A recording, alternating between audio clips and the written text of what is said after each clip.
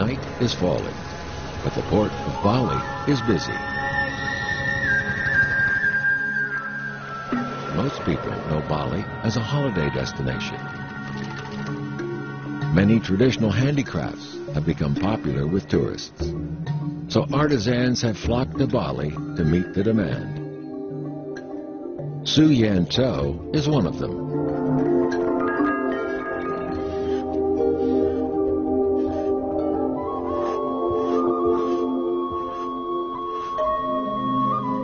He is a pattern designer at a handmade batik factory. He personally dyes the cloth by hand and is the factory's most experienced artisan. His monthly salary is only around $170, so he makes some simple batik pieces after work to increase his income. His wife and daughter are his assistants, applying the wax before dyeing the cloth.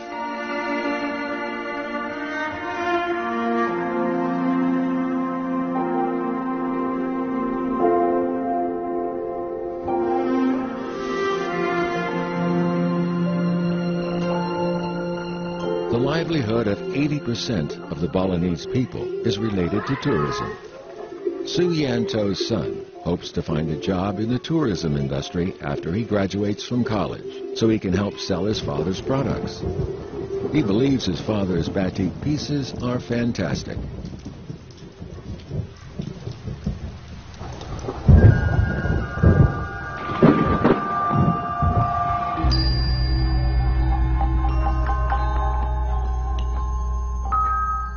Batik is a local handicraft product that includes decorative cloth and clothing. It originated on the island of Java and is considered to be a national treasure.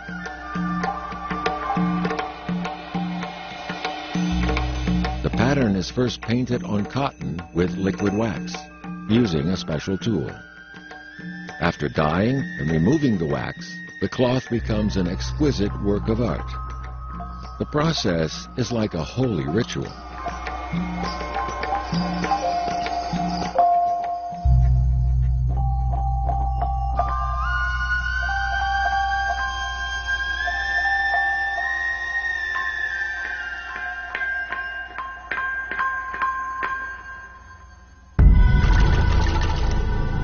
The islands of Indonesia are separated by the sea, so each island has its own style of batik.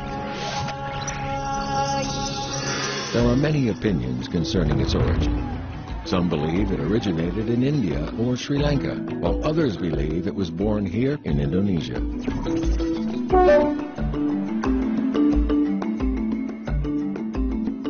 Friday is Batik Day in Indonesia, when government and corporate personnel all wear batik clothes. In fact, batik has replaced the suit and tie as formal wear for important occasions. Batik has become part of the people's sense of national identity.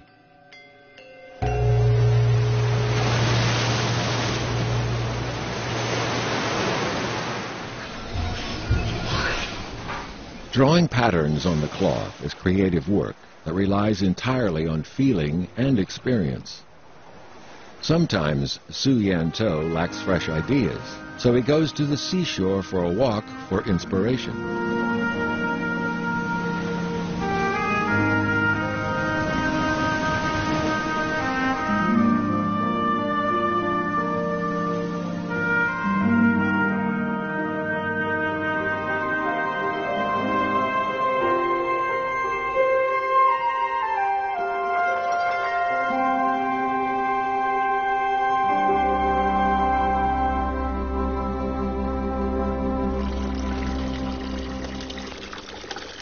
When the sun is directly overhead, water evaporates quickly. This is the best time to dye cloth. Su Yan To rinses the cloth painted with liquid wax, then soaks it in the dye. He adds a special substance to fix the color. Then he boils the cloth to get rid of the wax and lets it air dry. The parts covered with wax remain white, while the other parts absorb the dye.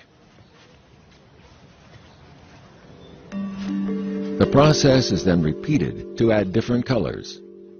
It takes a week to several months to complete a 1 by 2 meter piece of batik.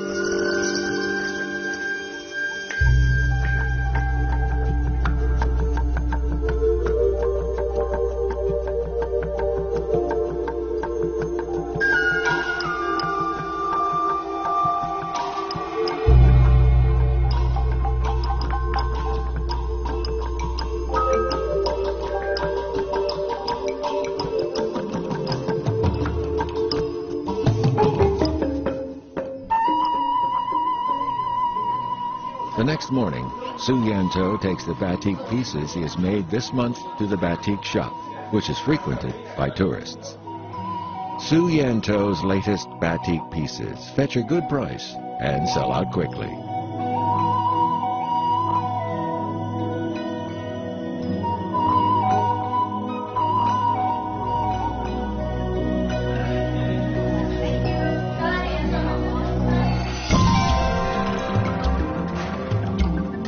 Although he only receives a small percentage of the sale prices of his work, Su Yanto believes his work is very valuable and that he is the best batik maker in Indonesia.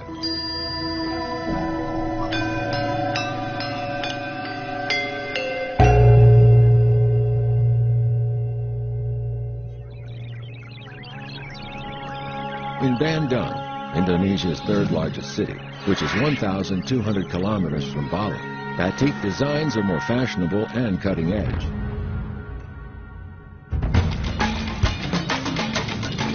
Textiles and clothing have always been major Indonesian exports, with a total export volume of nearly $8 billion, the 10th highest in the world. Changes came to the traditional clothing industry beginning in 2002, with greater emphasis on design.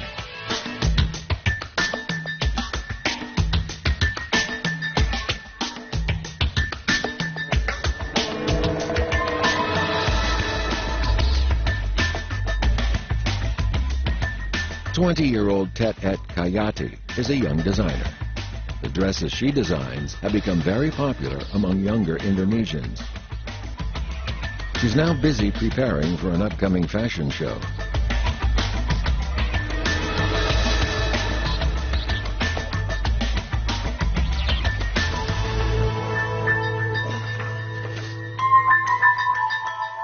Kayati became a dress designer because of her mother, Saloom Maui.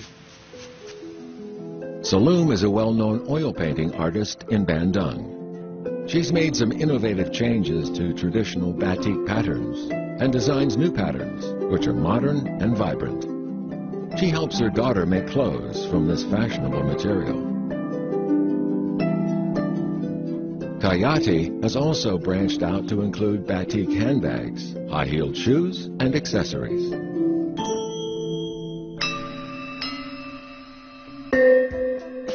She'll be presenting her designs from the last 2 years at the fashion show.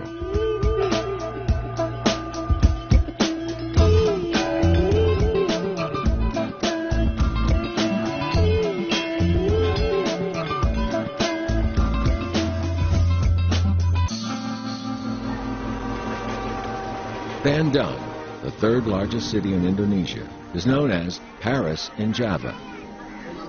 The local modern art adds new elements to batik. Kayati comes here today to see her brother, a photographer, about making a poster for the fashion show.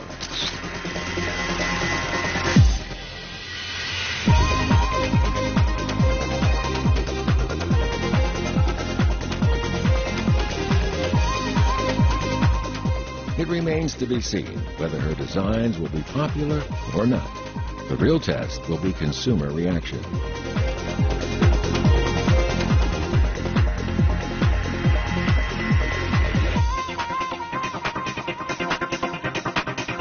This fashion show is a tribute for young designers.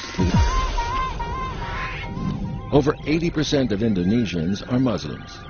The people of Bali, however, are mainly Hindu.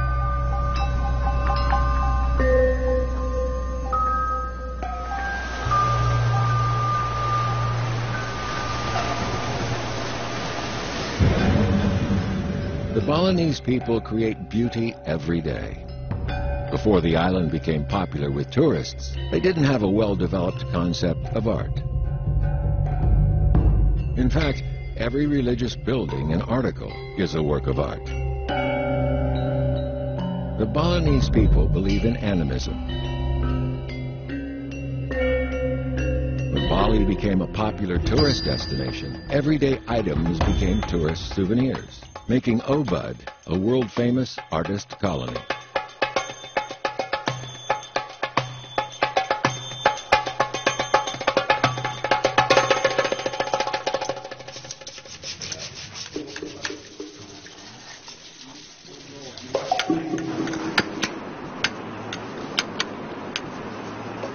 Kitut Labelle is one of the 8 veteran artists at the village's wood carving gallery. His father was also a wood carver who made statues of gods and other figures for temples.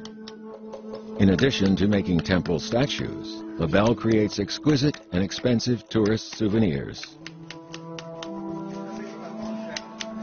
Only a small number of veteran artists still use traditional wood carving techniques.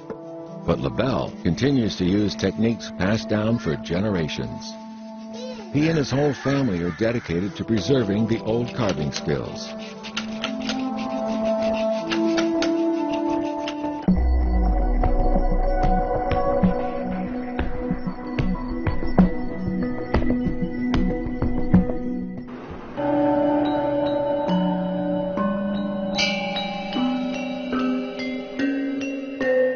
Traditionally, carvings are based on legendary figures and stories from the 2 great Hindu epics, Ramayana and Mahabharata. Historical records indicate that traditional wood carving is related to the sea voyages of Zheng He, a renowned Chinese voyager in the Ming Dynasty, because he brought artists to Indonesia.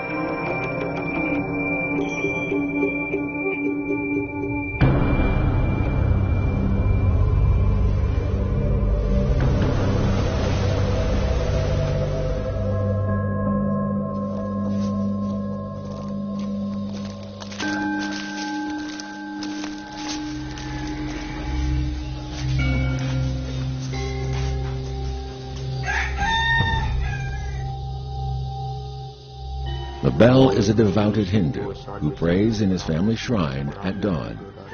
Flowers are used as sacrificial offerings. The Balinese are very serious about their religion. They would rather spend their money on grand family shrines than food and clothing.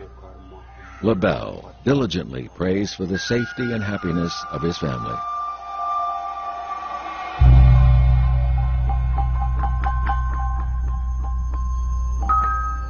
Most wood carvings are made of hardwood, such as ebony or teak. Labelle never uses a sketch or guide when he carves. He depends on his eyes and experience alone to ensure success. He takes his time and doesn't rush into it until he has a good inspiration.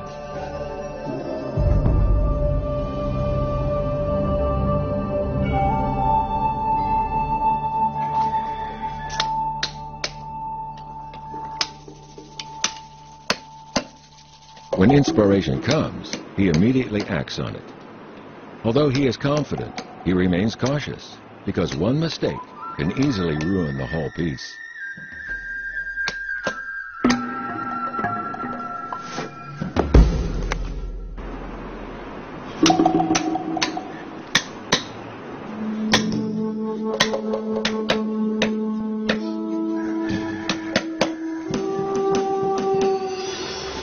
Life in Indonesia is slow-paced.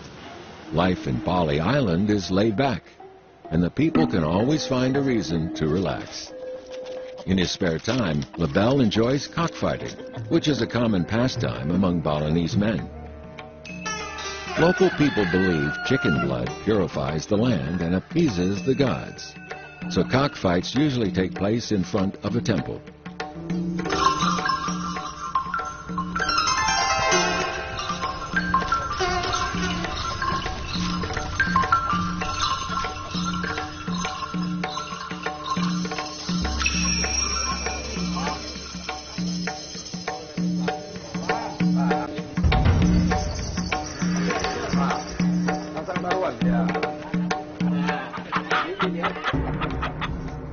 Bali, the cock symbolizes heroism and the warrior spirit. Cockfighting is a symbol of honor and dignity, as well as a pastime.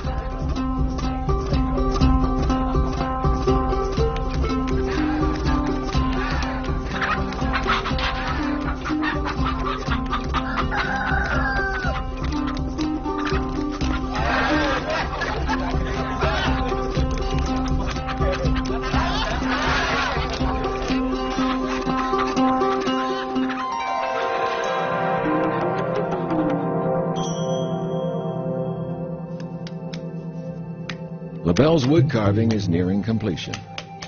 The whole family, including his 3-year-old grandson, helps him with the finishing touches. LaBelle has 2 daughters, but neither wants to continue his craft, and traditional wood carving is dying out. LaBelle worries that his skills may be lost, so he's hoping his grandson will follow in his shoes.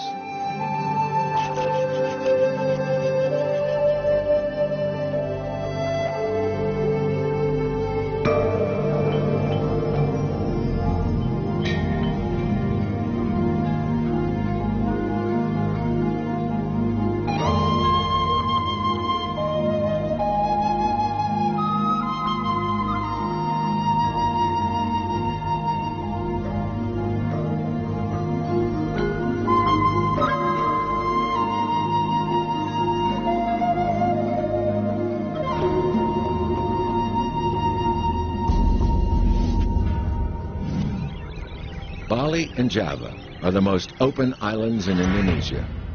The ancestors of the Javanese people can be traced back 1.7 million years. Java, at the core of Indonesia, is home to 3 major ethnic groups. The Java ethnic group is the largest, followed by the Sundanese and the Madurese.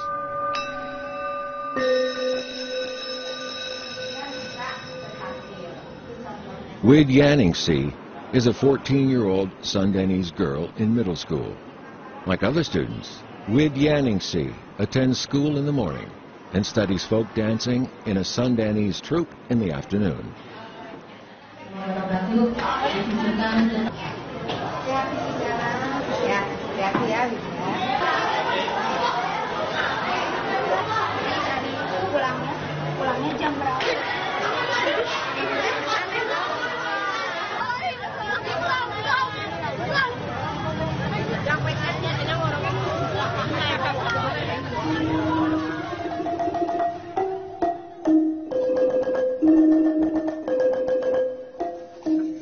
The creative Sundanese people love music and can produce beautiful music using almost anything. The angklung is made of abundant local bamboo and produces sound through the vibration of bamboo tubes. 1,000 or more players may participate in performances.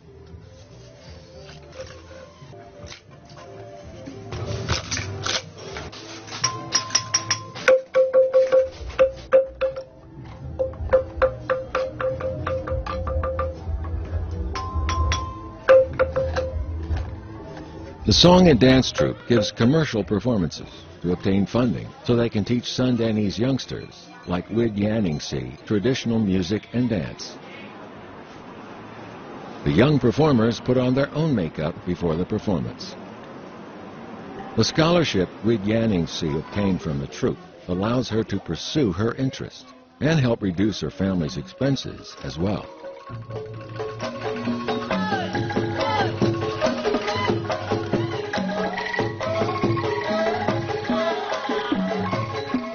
What the show begins with is the angklung performance.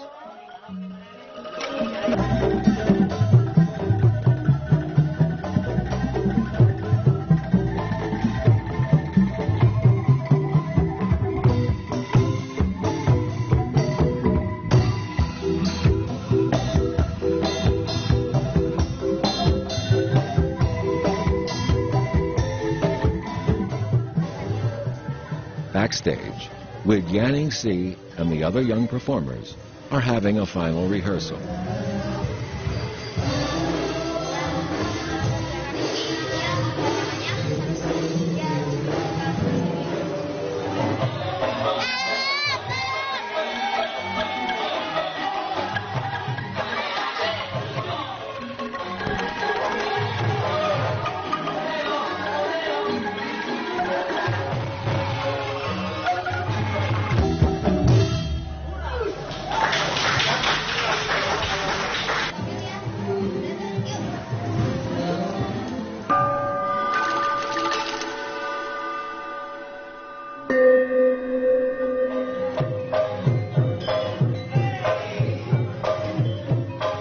It's finally her turn to go on stage, where she performs a dance based on a Sundanese folk legend, which tells the story of a group of girls who fight and defeat enemies to protect their land, similar to the Chinese story of Mulan.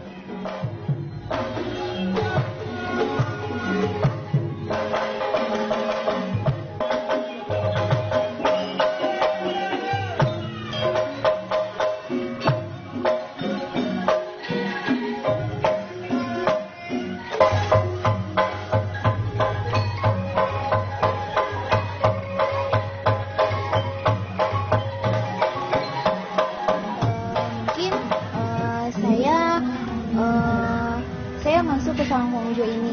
Selain saya menyukai kesenian Sunda, mungkin saya juga bisa membantu orang tua saya.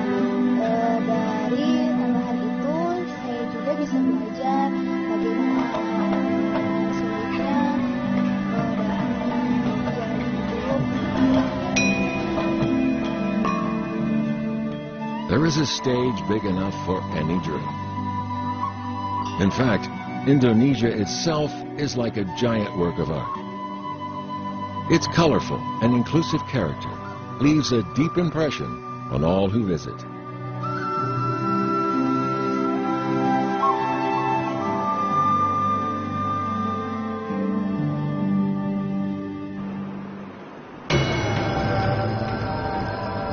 % of the Indonesian population believe in Islam.